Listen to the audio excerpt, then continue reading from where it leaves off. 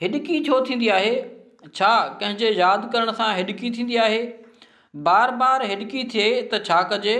हिॾकी ख़तमु करण जो मेडिकल ऐं घरू इलाज छा थी सघे थो? दोस्तो, हिॾकी असुल में डायाग्राम जे ओचिते गैर इरादे तौरु छिकिजणु सबबु थींदी आहे।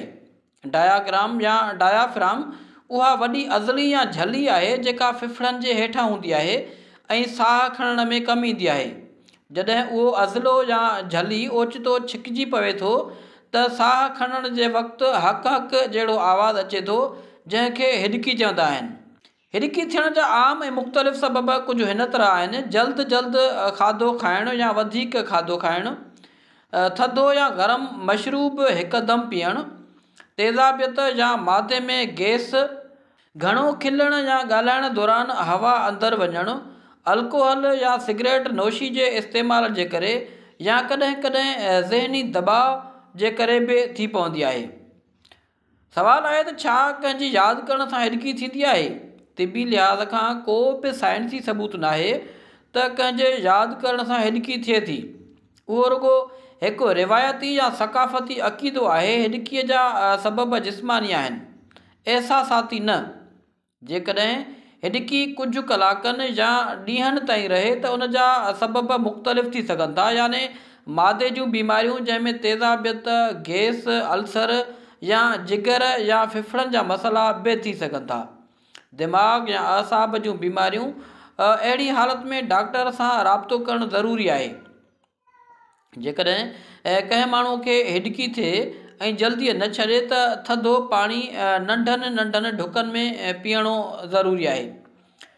जेकॾहिं कंहिं माण्हूअ खे हिॾकी थिए ऐं न छॾे त पाणी अहिड़े नमूने पीओ जीअं हिॾकी वारो उहो जेको सिलसिलो आहे उहो पाणी पीअण जे दौरान हिकु या ॿ दफ़ा मिस थी वञे। मतिलबु पाणी तमामु सिलो अंदाज़ में पीओ ऐं तमामु नंढड़ा नंढड़ा ढुक भरियो ऐं लॻातार पीअंदा रहो। हिकु फेरे में साह खे रोके रखो 5-10 सेकंड। जेकॾहिं तव्हां साह खे रोके रखो था त उन सां बि हिॾकी बंदि थियण जा चांस हूंदा आहिनि। थोरो खंडु या लीमे जो टुकड़ो चूसियो, मिश्री बि चूसे सघिजे थी। गहरे साह खणो ऐं आहिस्ते आहिस्ते छॾियो। मतिलबु डिघो साह खणो, उनखे रोकियो ऐं पोइ आहिस्ते आहिस्ते उनखे छॾियो। हिकु चमिचो मूंगफली या खीरु पीअण सां बि हिॾकी छॾे वेंदी आहे। उहे टोटका डायाग्राम जे छिकिजण खे नॉर्मल कनि था। मेडिकल इलाज कुझु हिन तरह आहे त आम तौर ते हिॾकी पाण ख़तमु थी वेंदी आहे, पर जेकॾहिं 48 कलाक या वधीक रहे या तमामु तेज़ हुजे त डॉक्टर सां राबितो करणु घुरिजे। उन में मेटोक्लोप्रामाइड जेके ग्रुप आहे, हिकिड़ो टेबलेट या वरी इंजेक्शन या वरी सीरप जो, उहो बि फ़ाइदो ॾेई सघिजे थो। उनखां पोइ बेक्लोफिन जहिड़ियूं दवाऊं बि अहिड़ी पोज़ीशन में ॾिनियूं वेंदियूं आहिनि। हिॾकी जिस्मानी सबबनि सां थींदी आहे। यादि करण सां हिॾकीअ जो कोई बि वास्तो कोन्हे।